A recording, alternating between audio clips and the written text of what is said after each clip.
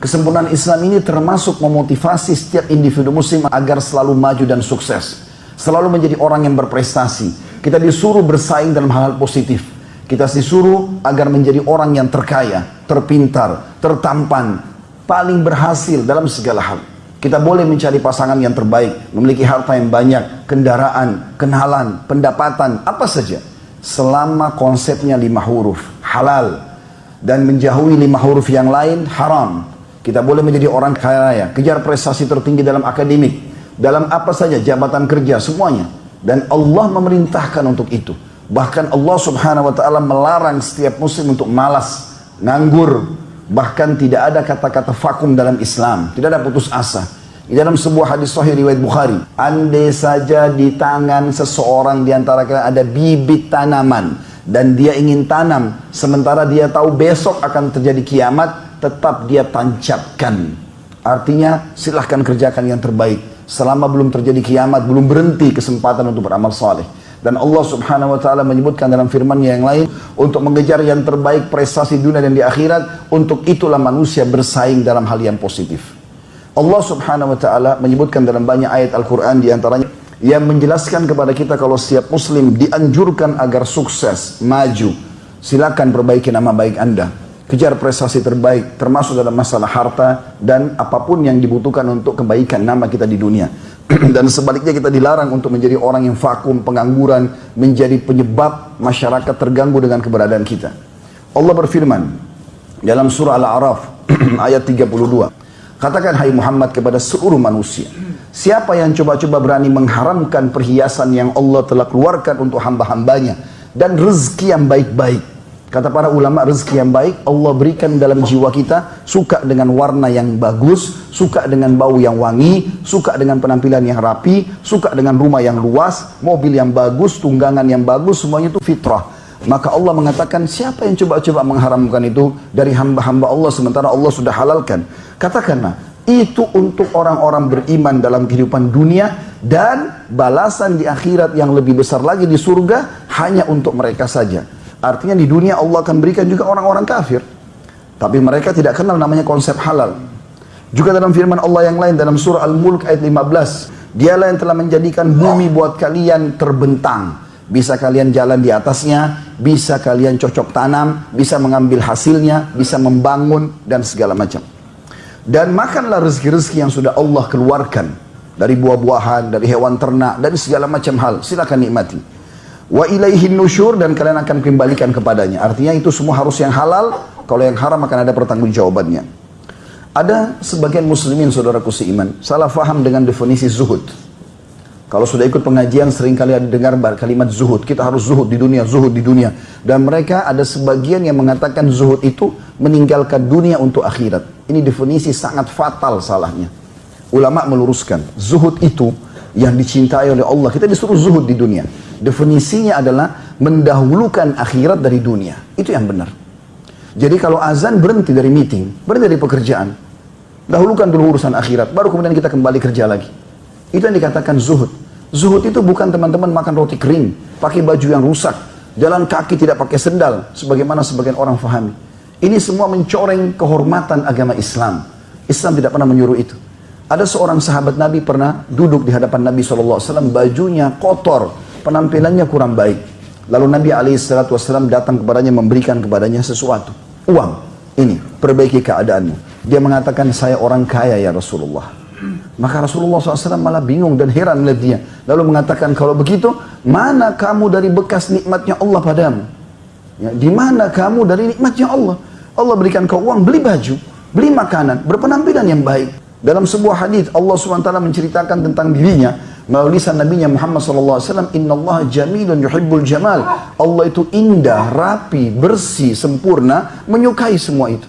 Kita lihat surga yang dijanjikan dalam Al-Quran. Bidadarinya cantik, taman-tamannya bersih, istananya luas, dipan-dipan, permadani, semuanya bagus.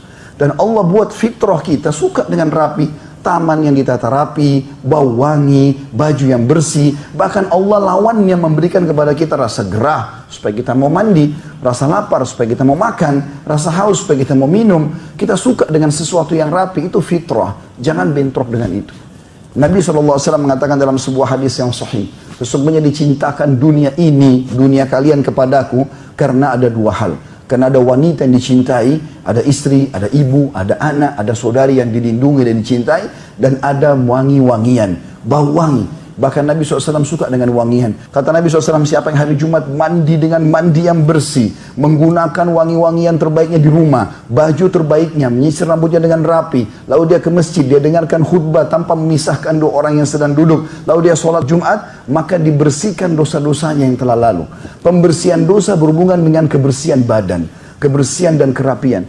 Teman-teman sekalian, Allah Subhanahu wa Ta'ala memerintahkan kita dalam Islam untuk selalu bergerak, ya, berusaha, ikhtiar, dan Allah Subhanahu wa Ta'ala akan memberikan petunjuk bagi orang yang bergerak. Dalam Al-Quran, Allah Subhanahu wa Ta'ala berfirman, "A'udzubillahi minasyaitonirrajim walladzina jahadu fina lanahdiyannahum subulana." Orang-orang yang berusaha untuk menjangkau jalan-jalan kami, menerapkan syariat kami, menerapkan apa yang kami perintahkan atau mencari yang kami halalkan, maka kami akan berikan petunjuk kepada mereka. Baginda Nabi SAW dalam hadis Bukhari juga memotivasi setiap muslim agar bergerak, ya, mencari sesuatu yang terbaik buat dia dan menjauhkan dirinya dari hal-hal yang bisa menghinakan dirinya. Kata Nabi SAW, tidak ada sesuatu yang lebih mulia, lebih meninggikan derajat, lebih besar pahala di sisi Allah dan lebih baik di mata manusia dibandingkan seseorang makan dari hasil kerjanya sendiri, tidak mengemis. Dan ketahuilah, Nabi Allah Daud alaihissalam, Allah tinggikan derajatnya justru karena makan dari hasil tangannya sendiri. Juga dalam riwayat Imam Muslim, Nabi SAW mengatakan, ketahuilah semuanya Nabi Allah Zakaria adalah dulu tukang kayu, ahli membuat kayu dan menguasai bidangnya. Juga disebutkan bahwasanya Nabi Muhammad SAW berdagang. Beliau mulai dari umur 21 tahun, beliau sudah masuk ke perdagangan sampai diutusnya menjadi Nabi. Maka ini semua teman-teman menunjukkan bagaimana Nabi SAW bergerak. Umar bin Khattab memberikan wasiat yang sangat penting. Beliau mengatakan, kalian harus menguasai keterampilan-keterampilan, karena pasti seseorang dalam kalian akan membutuhkan keterampilan tersebut di satu waktunya. Juga Aisyah berkata radhiyallahu anha, ketahuilah bahwasanya Abu Bakar ayahku adalah orang yang paling sukses dalam bisnis sampai dia menjadi atau memegang kancah politik atau memegang pemerintahan, barulah dia tinggalkan. Luqman al-Hakim yang disebutkan dalam Al-Quran, surah Luqman, ini seorang saleh dulu di zaman sebelum kita. Dia mewasiatkan kepada anaknya, dinukil dalam sebuah riwayat sahih, dia mengatakan, ya bunai, wahai anakku, selalulah bekerja cari pendapatan yang halal. Prestasi tertinggimu di dunia kejar. Fa innahu maftakara ahadun illa asabathu ihda thalathu khisal. Tidak ada orang yang meninggalkan mencari rezeki halal ini, mengejar prestasi dunia terbaiknya dengan cara yang benar, kecuali kalau orang tinggalkan, kecuali akan tertimpa tiga hal yang buruk. Yang pertama, rikkatun fidinih, lemah agamanya. Kalau orang tidak punya pendapatan, tidak punya kedudukan, maka dia lemah agamanya, bisa dijual. Bukankah banyak orang murtad di Indonesia gara-gara sembako? Lemah karena keadaan ekonomi.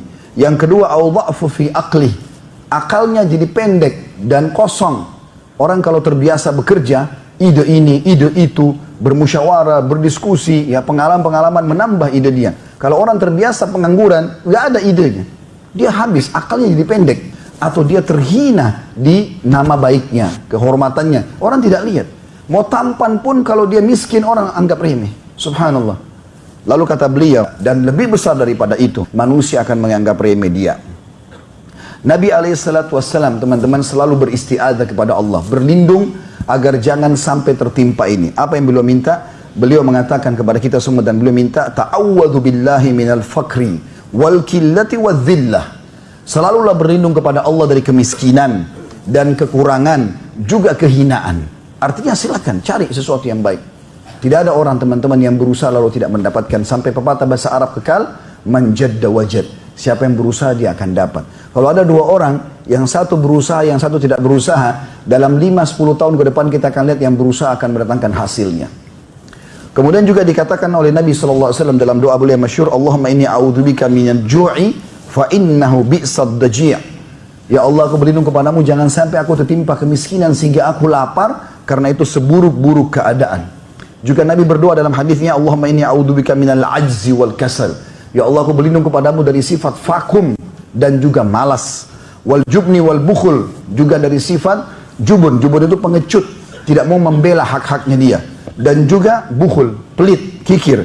Wa ghalabatid daini wa qahrir rijal, dan terlilit dengan utang dan jangan sampai aku dikuasai oleh orang-orang. Artinya kena terlilit utang, akhirnya kita dikejar-kejar oleh orang lain. Ini termasuk doa Nabi alaihissalam. Kata Umar bin Khattab mengingatkan kepada kita semua. Kadang-kadang kata Umar, aku melihat ada orang, aku kagum dengan ketampanannya, bajunya kelihatan bersih, penampilannya. Tapi ketahuilah, andai saja aku bertanya kepada orang lain dan dikatakan bahwasanya dia tidak punya pekerjaan atau pengangguran, maka jatuhlah dia dari mataku. Orang yang bergerak, berusaha, apalagi kalau teman-teman bisa membuka usaha-usaha, menjadi seorang pengusaha yang sukses dan memang dia jujur dari pendapatan yang halal, dengarkan kedudukannya. Walaupun ibadahnya tidak terlalu banyak. Tapi kata Nabi SAW, seorang pedagang, ya, pebisnis yang sukses, yang jujur dan terpercaya. Hari kiamat nanti dia akan masuk surga tertinggi bersama para nabi-nabi, para siddiqin dan para syuhada.